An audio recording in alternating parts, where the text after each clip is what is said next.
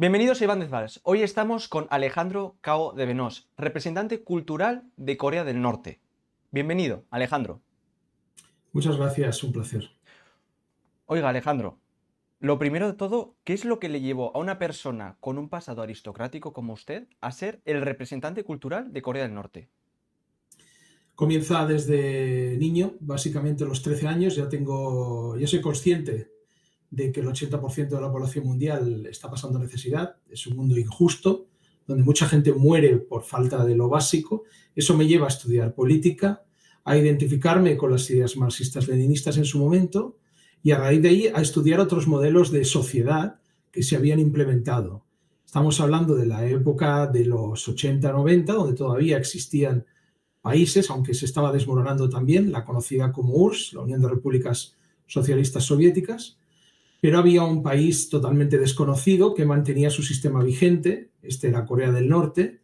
En ese momento no había nada de información, estamos hablando de una época en que no habían móviles, ni internet, nada de esto, y mucho menos libros sobre Sí. Corea del Norte en bibliotecas españolas, así que me enteré que había unas familias norcoreanas viviendo en Madrid en ese momento. Así que con 16 años básicamente decidí dedicarme a conocer más sobre ese país, a visitarlo y bueno, mi intención original era poder vivir allí para contribuir al desarrollo de esa nueva sociedad basada en el socialismo coreano.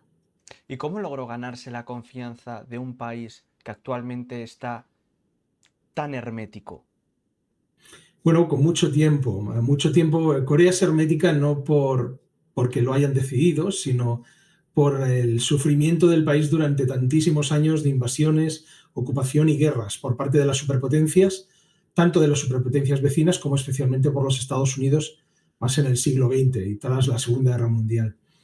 Así que el coreano tradicionalmente va a observar y es preciso demostrar cuáles son las intenciones de uno antes de que ellos se abran hacia un extranjero.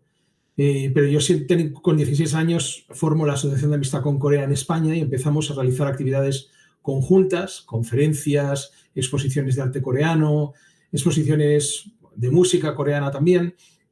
Y esto pues poco a poco va generando un entendimiento mayor, una cercanía mayor. Empiezan a venir artistas coreanos a España y a raíz de ese intercambio cultural es cuando ya pues demuestro cuáles son mis intenciones reales, ¿no? Y me convierto ya en un camarada para ellos y en alguien en quien confiar, como digo, pues durante más de 30 años ya. Cuando los medios occidentales, porque normalmente suelen ser los occidentales, hablan de Corea del Norte, normalmente lo presentan como una dictadura totalitaria que tiene un control férreo sobre la vida de sus ciudadanos. Y usted precisamente siempre ha defendido que es todo lo contrario. ¿Podría explicarnos qué libertades tienen los norcoreanos que aquí en Occidente se desconocen? Bueno, para empezar, somos una democracia popular. La democracia popular está contrapuesta a la democracia capitalista, la que conocemos habitualmente, que se maneja básicamente por favores y por dinero. O sea, en el capitalismo, para obtener el poder, tú lo que tienes que tener son contactos y empresas que estén pagando tus campañas electorales o medios de comunicación cercanos a ti, que son los que hacen que salgas en televisión y la gente te vote. Pero si tú eres una persona capaz o tienes un gran partido y no le caes bien al sistema, obviamente no vas a poder llegar a la población porque te lo van a impedir. Así que de democracia, el sistema capitalista como en España no tiene nada, es una farsa total. Mientras que en la democracia popular, nosotros creemos en el socialismo, que todas las decisiones parten del pueblo, de las masas populares. Así que cualquier persona mayor de edad puede presentarse como diputado a nuestro Parlamento, a la Asamblea Popular Sí. Suprema, que tiene 687 diputados, prácticamente el doble de España con la mitad de población de España. Cada 5 años hay elecciones, estos son elecciones a nivel nacional, también las hay locales, provinciales, independientemente de que uno pertenezca a un partido o no tenga afiliación política. Simplemente en base a las firmas que haya obtenido de sus conciudadanos. Y, Cualquier vecino, en base a las firmas, al apoyo popular, él puede presentarse unas listas donde, dependiendo del número de firmas obtenidas, irás en primera, segunda o tercera posición. Así que esa es la democracia real, en la que cualquier ciudadano puede ser representante de sus compañeros y no solo a ese nivel, a nivel del máximo órgano, que es la Asamblea Popular Suprema, sino en cualquier empresa o en cualquier departamento o ministerio. donde todos los sábados nos reunimos, existen asambleas también votadas por los propios compañeros, que son las que toman las decisiones por mayoría de la dirección de esa empresa o de ese departamento. ¿Y de qué otras libertades gozan los norcoreanos? Es decir, ¿podría, por ejemplo, un norcoreano escuchar a Mozart, a Beethoven, a Bizarrap o a Shakira mismamente?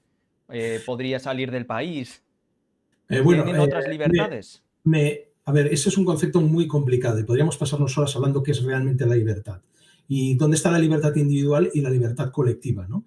Lo que para uno puede ser la libertad individual de ir desnudo por la calle, para una familia, pues a lo mejor le parece mal porque va con sus hijos y no quiere ver a gente desnuda. Entonces, ¿quién realmente tiene la razón, ¿no? ¿O quién tiene mayor derecho de poder ir desnudo o de que las personas vayan con ropa en la calle?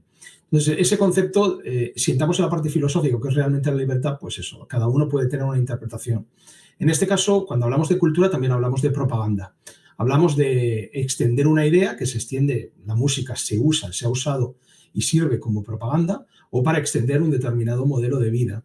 En el caso de Corea, Corea no está influenciada por cultura exterior, especialmente de los Estados Unidos, como en España, donde prácticamente se escucha más música anglosajona que música nacional, y donde Hollywood pues, tiene el control básicamente de las carteleras de los cines, sino que se promueve todo lo que significa con la industria nacional, la música nacional, tanto folclórica como pop, con diferentes estilos. Lógicamente también se escuchan los clásicos, la conocida como música clásica, que se considera que es una música positiva para la población, pero no hay extremos, por ejemplo, un thrash metal, algún tipo de género que sea destructivo o con letras que animen a generar violencia, por ejemplo, dentro de la población. ¿Y quién Y solo, dictamina? ¿Quién dictamina sí. si es destructiva esa música? Perdón. ¿Quién dictamina si es destructiva esa música? Pues lo dictamina un consejo de artistas, un consejo de artistas nacionales que son los que luego pues, transfieren para que la música se pueda adquirir, se pueda escuchar por la radio, se pueda adquirir en las tiendas, etcétera, o se pueda descargar de la intranet, ¿no? En formato MP3 o FLAC. Eso lo dictamina siempre un comité de artistas que es el mismo que decide cuando alguien quiere ser un artista, el mismo que decide si tiene una cualidad para ello y entonces puede tener su lugar, su estudio y un salario proporcionado por el Estado. Los artistas en Corea tienen todos su salario estatal y tienen un trabajo y un lugar y un estudio digno para realizarlo. Y es ese mismo comité el que lo decide. ¿Y es verdad que el ciudadano norcoreano tiene la vida súper organizada? ¿Es muy organizado? Sí, es muy organizado y disciplinado ya por naturaleza. Tiene una tradición culturalmente de mantener una limpieza y un orden en las cosas que hace en su vida. Posteriormente, claro, también tienes, cuando tú trabajas o vives dentro de una comunidad socialista, no solo te organizas tu vida privada, sino organizas la vida del conjunto de personas. Cuando tienes que realizar un proyecto o cuando, por ejemplo, te reúnes con tus amigos o con tus compañeros de universidad para eliminar una plaga de insectos, por ejemplo, que esté acabando con uno de los jardines de la ciudad. De forma esporádica, la gente por sí misma, junto con sus compañeros, se reúne para realizar actividades para el bien común, no de forma obligada, no porque alguien les esté obligando, sino por decisión propia. Y usted, Alejandro, que viene de la cultura occidental, más es catalán, del Mediterráneo, no se puede ser más abierto que un mediterráneo, ¿no le choca un poco esa visión tan cuadriculada, tan oriental que tiene el ciudadano norcoreano? ¿La Bueno, admira en ese sentido? son culturas diferentes, ¿no? Y en mi caso sí, he nacido en el Mediterráneo y me he criado aquí, he viajado también por muchos lugares del mundo, pero no necesariamente me he sentido, de hecho nunca me he sentido propiamente vinculado, ¿no? Con el tipo de sociedad capitalista pro-yanqui que he vivido desde la infancia, ¿no? O con los estudios que me daban en educación general básica, donde hablaban que el comunismo era el peor de los males y la Unión Soviética era básicamente un demonio que quería destruir el mundo. Cuando te enseñan en ciencias sociales precisamente eso, y bueno, puedes o quieres empezar a indagar, ¿no? ¿Por qué la Unión Soviética es un monstruo? ¿Por qué es el demonio? Y eso te lleva pues a las bibliotecas donde no encuentras mucho, pero sí el manifiesto comunista o El Capital de Karl Marx, ¿no? Cosas básicas, y posteriormente cuando empiezas a indagar un poco más o conoces gente de esos países te das cuenta que vives en una propaganda total. Y en mi caso nunca me he sentido, como digo, identificado simplemente en ser un consumidor al uso, como la mayoría de ciudadanos, o ser un empresario para explotar a mis vecinos, ¿no? Y sacar de ello una plusvalía. Y Comentaba por que eso... iba a las bibliotecas a leer el manifiesto comunista y demás. En Corea Mm. del Norte, si uno quiere informarse acerca de política económica, ya sea capitalista o comunista, ¿a dónde puede acudir? ¿A las Las bibliotecas, a mismas, internet? en las mismas bibliotecas o en la propia intranet. Nosotros tenemos internet. Internet está limitado a universidades y a departamentos que se relacionan con el exterior para evitar tanto hackeos como precisamente la entrada de información nociva. Y tenemos una intranet. Y dentro de esa intranet se pueden descargar los libros o bien de forma física en las bibliotecas. Entonces podrían ver perfectamente esta entrevista de YouTube. Sí, claro, ¿por qué no? De hecho, si te apetece, yo mando copia a Pyongyang. ¿Cómo funciona la carrera política en Corea del Norte? Ha comentado que es muy corrupto el sistema político occidental. ¿Cómo funciona allí? ¿Se parece en algo a la forma occidental de hacer política? Nada, es otro mundo. O sea, el tema de política, para empezar, en Corea, ya como persona, cuando tú piensas por tu interés individual o tu beneficio personal sobre el beneficio común o por encima del beneficio de la nación, ya eres excluido socialmente. El ser una persona egoísta o ser una persona un ególatra, el ser violento, no es aceptable ya desde un punto de vista social. En el día a día, tu propia familia puede incluso rechazarte. Partiendo de esa base, de que existen unos principios, una moralidad y un honor, como he dicho, consiste en que si uno es ejemplar en su vida, en su comportamiento y en las actividades que realiza, y se dedica su tiempo no solo a eso, al uso personal, sino al bienestar común. Por ejemplo, un científico que pasara 2 horas más todos los días en su laboratorio para descubrir una vacuna, por ejemplo. Esa persona está dedicando 2 horas de su día que podría estar disfrutando para conseguir una vacuna que va a beneficiar a la gente.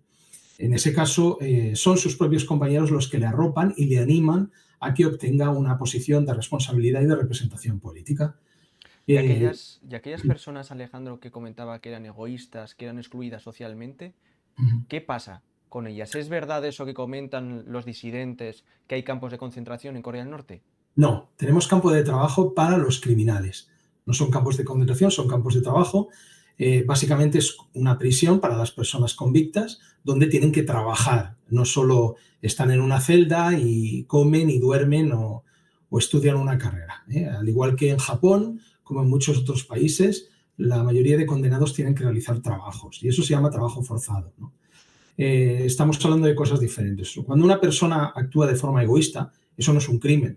No hay un artículo que especifique que por ser egoísta seas un criminal, pero vas a perder amigos, el cariño de tu familia no va a ser el mismo, o sea, puedes ser criticado por tus propios familiares y de forma natural el ser humano, independientemente del país que sea, no puede vivir aislado totalmente, ¿vale? Necesitas socializar, necesitas mantener un contacto y quieres tener un contacto con el resto de personas que te rodean. Así que nosotros usamos mucho la educación y la reeducación para que esa persona entienda que su forma de actuar no es válida dentro de un modelo socialista y que vuelva de nuevo, ¿no?, a comportarse de una forma civilizada, ¿no? Y más pensando en los demás así como los demás piensan en él, porque si él tiene un techo, en Corea del Norte no existe nadie viviendo en la calle, en los 30 millones de personas no hay ni una sola persona vagabunda, se debe a que el ejército construye la casa gratuitamente para los ciudadanos. Entonces, si tú tienes miles de personas, miles de jóvenes que están trabajando en 3 turnos de 8 horas, las 24 horas del día, para construir tu vivienda de forma gratuita, qué menos que tú también hacer algo para devolver ese favor que te hacen tus vecinos. ¿Por qué Corea del Norte es un país tan hermético? Bueno, como he dicho en gran medida, porque ha sufrido, esto no es nuevo. Corea ha sido siempre conocido como el reino ermitaño ya en la época feudal, estamos hablando de época feudal, la época de los reinos. Esto era porque constantemente estaba invadida, Imperio mongol, Imperio chino, luego posteriormente vino el Imperio japonés. Entonces llegaban los imperios y Corea siempre estaba entre medio, un país sin desarrollar, básicamente agrícola, y bueno, violaban, arrasaban, robaban, se lo llevaban todo. Y así continuamente los reyes de los diferentes reinos coreanos, Goguryeo, Baekje y Silla, que eran los tres reinos, pues decidieron aislarse del exterior con sus altos muros y sus defensas para proteger al país de estas continuas invasiones. O sea que ya lleva un bagaje histórico importante, incluso en Corea del Sur, que es un país ultra occidentalizado y que de hecho es una colonia de Estados Unidos, es muy difícil para profesores de español o de inglés conseguir amigos surcoreanos.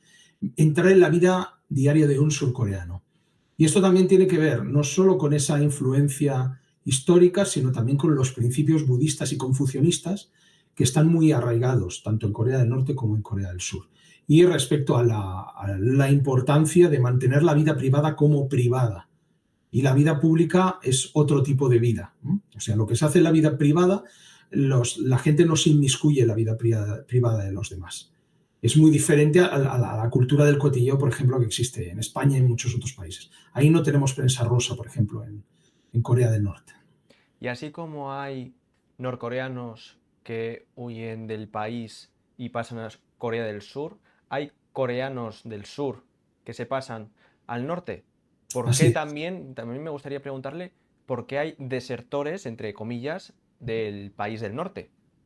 Bueno, puede haber varios motivos. También tenemos muchos surcoreanos que pasan al norte. Mi propio nombre coreano, que es Cho Son-il, me lo dio un compañero que era un surcoreano. Él era de Busan y escapó al norte, ¿no? Hay una comunidad de surcoreanos, originalmente surcoreanos. Nosotros simplemente los llamamos coreanos porque consideramos que es una sola nación dividida artificialmente que viven en el norte. Y ahora mismo todos los días recibo incluso peticiones también de coreanos que viven en terceros países que quieren repatriarse, que quieren volver a Corea del Norte. Pero no es fácil debido a la situación internacional y a la situación de guerra que todavía tenemos con los Estados Unidos. Pero claro que existe, ha existido siempre.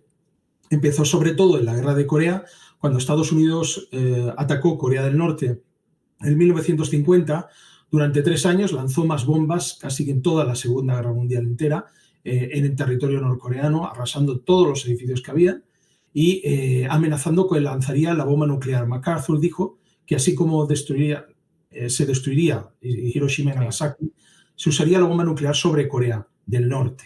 Esto hizo claro que muchos ciudadanos pues, quisieran salvar sus vidas y se fueron al sur, evidentemente. Así que hubo una transferencia importante de población, especialmente en la guerra de Corea. Posteriormente hemos tenido una hambruna al final de los años 90, que eso hizo también que mucha gente tuviera que emigrar por necesidad tras la desaparición del mercado socialista, pero luego una absoluta mayoría de personas han vuelto, ¿no? La mayoría se quedaron, en este caso también en China. En China porque era la zona limítrofe, es donde se encuentra la frontera y la más cercana para sobrevivir ese periodo especial que tuvimos.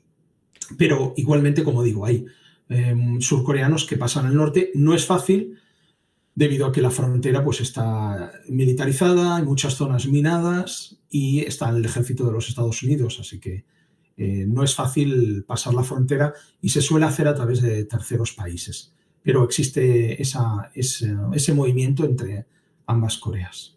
¿Cómo sobrevive Corea del Norte a día de hoy? ¿En qué se basa su economía?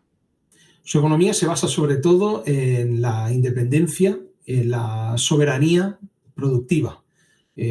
Casi toda la industria, el 90% de todo lo que se produce en Corea es nacional, es propio, desde los recursos minerales hasta el producto final.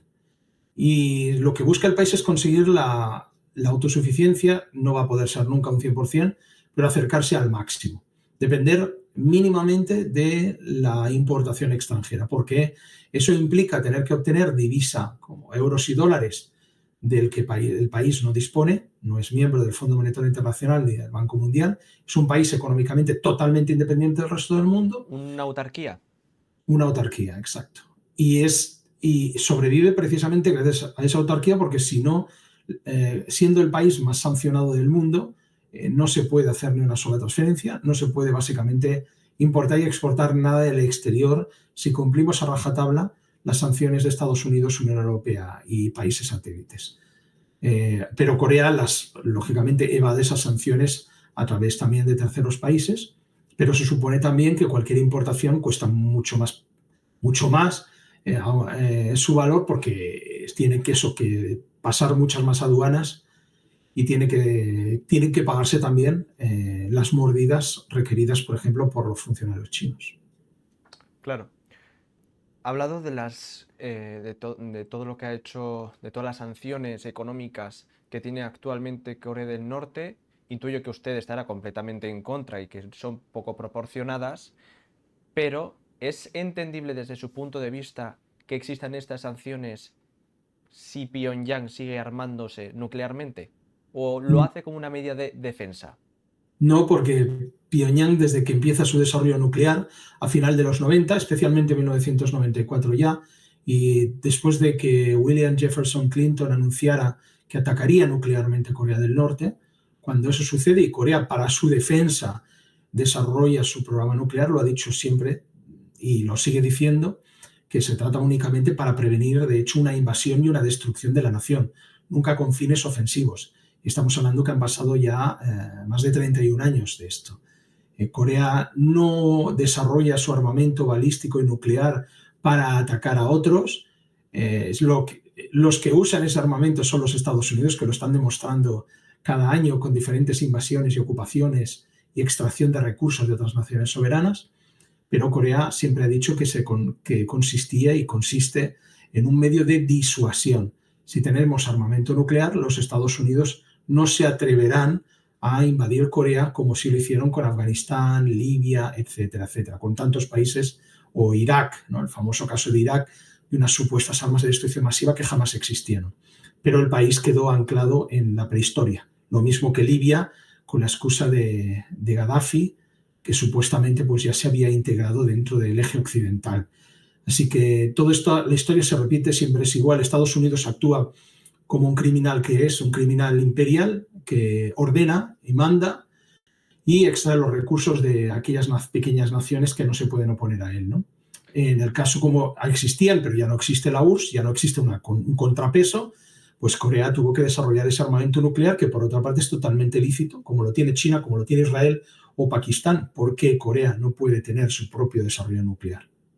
Comentaba que Corea del Norte solamente se arma para defensa. ¿Es verdad eso de que hay tropas de Corea del Norte en la guerra, en la invasión que hizo Rusia a Ucrania hace un año? No, eso es Vale. totalmente falso, parte de la propaganda.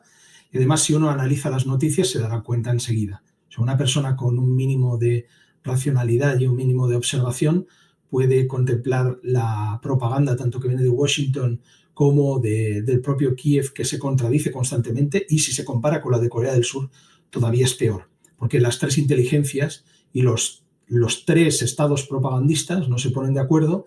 Entonces un día surge de que han enviado 8.000 tropas coreanas. Al día siguiente, Seúl está diciendo que se enviaron 12.000.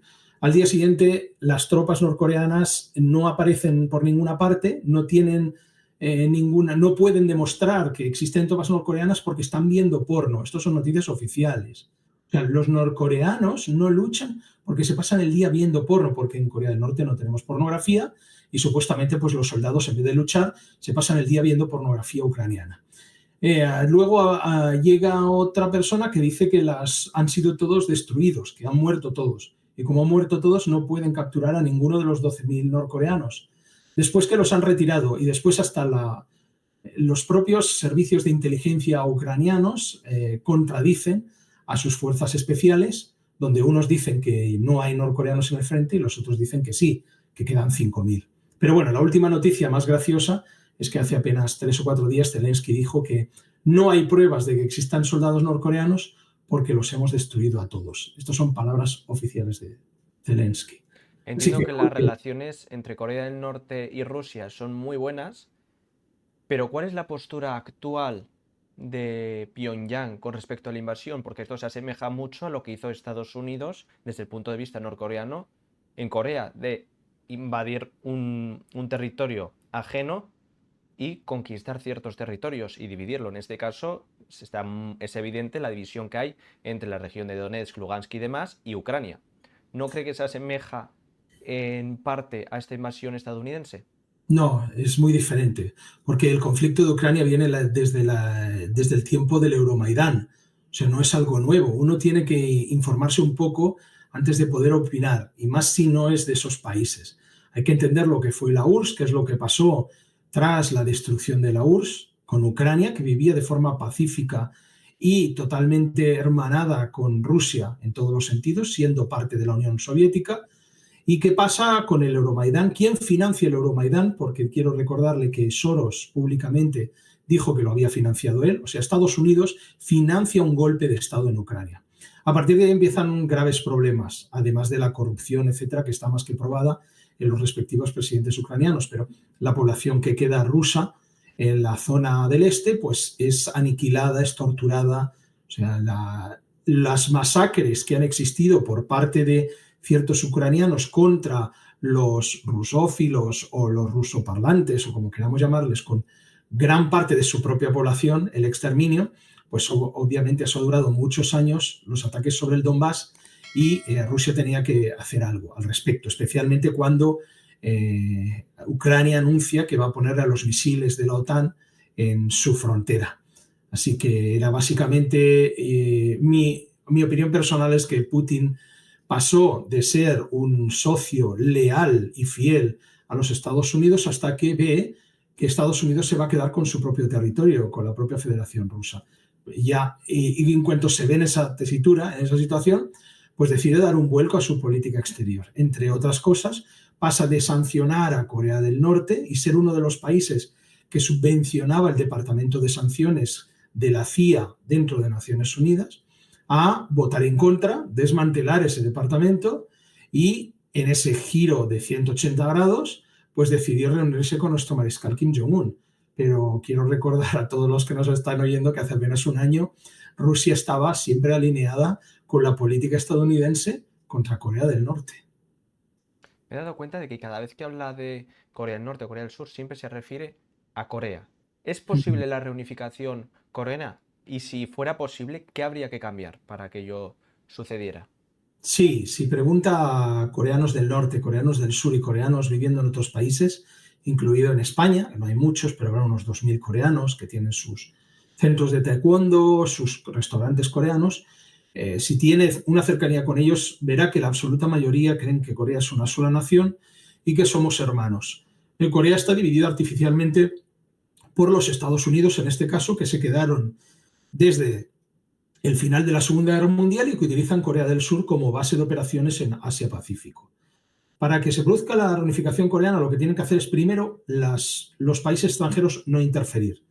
Estados Unidos debe ocuparse de sus problemas, debe retirar sus 40.000 soldados y su armamento nuclear de Corea del Sur y dejar que Corea del Sur tenga control sobre su propio ejército, que hoy en día no lo tiene. Las tropas surcoreanas están comandadas desde Estados Unidos. Esto es por ley. Tienen que retirar la Ley de Seguridad Nacional, que es la ley anticomunista que promulgó Estados Unidos y que prohíbe tener cualquier tipo de relación o leer cualquier libro sobre Corea del Norte o ver una página en Internet sobre Corea del Norte. Esto está absolutamente prohibido con penas de prisión muy graves en Corea del Sur. Entonces, cuando los dos países pueden entenderse entre sí mismos hablando la misma lengua y bajo la misma cultura, hemos demostrado en 3 ocasiones que esa reunificación es posible, porque han habido 3 tratados de reunificación firmados con 3 diferentes presidentes surcoreanos. Kim Dae-jung, presidente de Roh Moo-hyun, y el presidente anterior al actual, el presidente Moon Jae-in, que también se reunió con nuestro mariscal Kim Jong-un. Entonces, si durante varios periodos históricos han podido reunirse los líderes de Norte-Sur y se han establecido diferentes proyectos turísticos, industriales, económicos a todos los niveles y de intercambio entre ambas naciones, eso demuestra de que es posible, porque esos proyectos han estado funcionando. El problema es que cuando Corea del Sur ha tenido un nuevo presidente pro-estadounidense, ese presidente o presidenta corrupta, como Park Geun-hye, ha destruido todos los tratados que se habían firmado previamente. Yo soy optimista y creo que algún día Corea del Sur se liberará de la ocupación. Comentaba que Corea del Norte y Corea del Sur tienen la misma cultura, pero claro, ahora Corea del Sur entiendo que usted concebirá que se ha americanizado mucho. Sí, ¿Es posible todavía esa reunificación aún con esa americanización? sin duda. Siempre manteniendo el tema político reservado. O sea, se puede colaborar entre Corea del Norte y Corea del Sur, se pueden abrir fronteras, se pueden establecer empresas conjuntas, se puede ir a los Juegos Olímpicos como se ha ido de forma conjunta, manteniendo la política aparte, o sea, respetando la decisión, en este caso en el sur, de que existe un sistema capitalista con una clase pobre, media y alta, y en el norte con un sistema socialista. Entonces, si se respetan esas decisiones de los ciudadanos en cada lado, se puede colaborar en muchos otros ámbitos. Como digo, se ha hecho y se han generado miles de millones de euros para ambos países en la frontera, en el centro industrial de Kaesong, donde Corea del Norte alquiló un terreno para Hyundai y Hyundai subarrendó a más de 120 empresas surcoreanas. Usted en 2018 se hizo muy famoso por unas famosas declaraciones en el programa En Tierra Hostil, en el que dijo que estaría dispuesto a coger un rifle y enfrentarse personalmente a los soldados estadounidenses de la frontera. Ahora, Sí. con la subida de Trump al poder de nuevo, ¿mantiene esas declaraciones? Hombre, si Trump decide, como parece que está diciendo, que lo que quiere precisamente es retirar esas tropas y quiere retirar ese gasto que en gran parte paga Corea del Sur paga cerca de 2.000 millones de dólares al año a Estados Unidos para mantener las bases estadounidenses, pues ya no es necesario. O sea, lo que tienen que hacer los yanquis es volverse a casa. No pintan nada en Corea, y menos como colonia militar. Que dejen la soberanía militar a territorio surcoreano, que Corea del Sur tiene su propio ejército y está muy bien formado y es un ejército muy bien dotado de armamento gracias a los Estados Unidos. ¿Por qué no les dejan que defiendan ellos mismos su nación?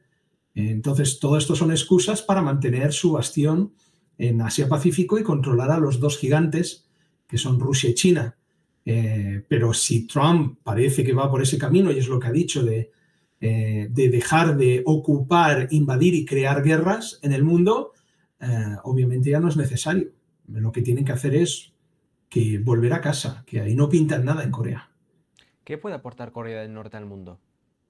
Muchísimo, tanto a nivel cultural como a nivel filosófico como a nivel social. Entre ellos, pues por ejemplo, estamos hablando precisamente de esa autarquía, que es la que da la libertad y la soberanía a cualquier país. O sea, pasar de ser un país donde siempre te ordenan desde Washington qué es lo que tienes que hacer económicamente o políticamente en tus relaciones exteriores, como pudiera ser España, un mero títere de Washington en todos los sentidos, para tener tu propia soberanía y tener el orgullo de decir soy español, mi nación decide por sí misma y decide de acuerdo a sus intereses, no a los intereses de un imperio al otro lado del Atlántico. Pero claro, eso tiene mucho que ver con la ideología y con el sentido de honor que tenga de uno mismo y de su patria. ¿Y la autarquía no conlleva al aislacionismo? Puede conllevar a ello, especialmente cuando decides continuar tu propio camino, cuando una nación decide por sí misma y esa decisión no se alinea con los intereses de los imperios, esos imperios te van a forzar, te van a aislar ellos o te van a crear sanciones porque quieren que te arrodilles ante sus peticiones. Pero es la única vía. O te levantas o continúas como un esclavo el resto de tus días. ¿Y qué tiene Corea? Hablaba antes de toda la filosofía, de la economía, del sistema socialista. Bueno, ¿es más socialista o comunista Corea del Norte? Socialista, porque si leemos los clásicos, veremos que el comunismo realmente es la etapa final, o conocida también como la parte utópica, donde ya no es necesario el Estado. Entonces, si ya es complicado tener un sistema socialista en que todos los medios de producción y de distribución pertenecen al pueblo, imaginemos que no necesitamos estructuras estatales. Estaríamos hablando de un paraíso humano, básicamente. Eso es el comunismo. Por lo tanto, lo correcto es decir socialismo, como la URSS. La URSS no era realmente comunista, sino era Unión de Repúblicas Socialistas Soviéticas. ¿Y por qué se necesita a un líder si en teoría todo pertenece al pueblo? Porque tienes que, dentro de todo lo que son la propia producción nacional O en cualquier organización, ya no estamos hablando en base a un país, en una universidad, un representante de los estudiantes. No pueden hablar 5.000 personas a la vez, eso es imposible. Entonces tienen que elegir a un representante que va a ser de facto el líder, que con una sola voz va a representar el interés popular, porque en todas las organizaciones es preciso una cabeza, que es la que dirige, que es la que organiza. La diferencia, por ejemplo, con el fascismo, la absoluta diferencia es que mientras que el fascismo básicamente niega al pueblo su capacidad para pensar y básicamente lo convierte en una marioneta del Estado, en el socialismo todo surge de abajo para arriba precisamente, surge del pueblo, o sea, no puede haber un líder que esté puesto porque a alguien le caiga bien, sino es un líder porque ha sido elegido por el pueblo y lo representa. Pero es algo lógico que para cualquier, incluso empresa capitalista, pues tiene que haber un director, ¿no? Un directivo que es el que agrupa o el que representa esa organización. Y si alguien quiere informarse acerca de la verdad de Corea del Norte, sin ningún tipo de propaganda, ya sea occidental, norcoreana, surcoreana, yanqui, ¿qué le recomendaría leer o a qué medios le recomendaría acudir? No existe la imparcialidad. El que crea que un canal, que un medio de YouTube, que una televisión, etcétera, es imparcial, se está engañando a sí mismo, porque desde la propia posición de un periodista, por ejemplo, en tu caso, tú puedes tener una propia afiliación política que te va a llevar a entrevistar a unas o determinadas personas o hacer un tipo de preguntas. Luego, si trabajaras para un medio, te debes a un salario y tu jefe te va a decir lo que puedes publicar y lo que no puedes publicar. Entonces entenderás que no existe el periodismo.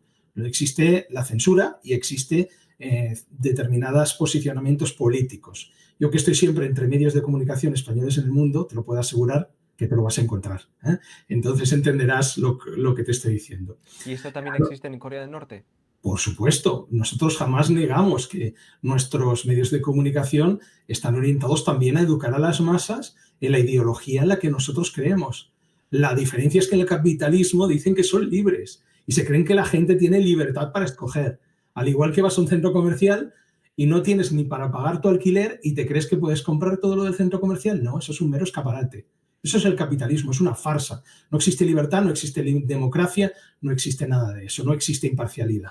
Lo que pasa es que el sistema capitalista en este caso tiene sus medios para convencer a la población de lo contrario, ¿no? Está muy bien montado en ese sentido, pero si observas sus quiebres, pues puedes ver que hay lugares, hay rendijas donde el sistema se cae. Y si piensas un poco o te enfrentas a la realidad. Entonces, partiendo desde esa base de que no existe una imparcialidad, de que existe siempre un sesgo particular o propio de los medios, lógicamente en Corea nosotros no negamos que tenemos nuestros departamentos de propaganda y que la información y los medios se usan en una dirección que es la que queremos para construir ese tipo de sociedad. Mientras que en el capitalismo pues se emplean otros, por ejemplo también el tema de los anuncios, para fomentar el consumo de determinadas marcas. ¿Allí hay anuncios? ¿Cómo funciona el tema de la televisión, la radio? ¿Se puede publicitar, por ejemplo, una empresa privada o es todo del pueblo? No, todo es popular, no hay empresa privada, si no, no sería realmente un Estado socialista, porque para que un Estado sea socialista, la base clara para evitar la desigualdad es que toda la propiedad sea del pueblo.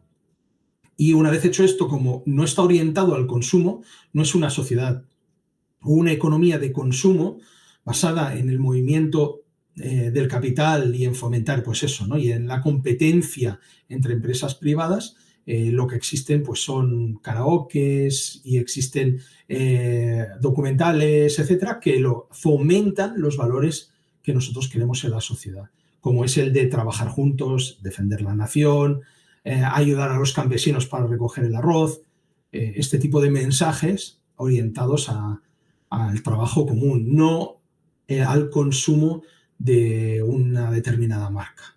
Hablaba de campesinos.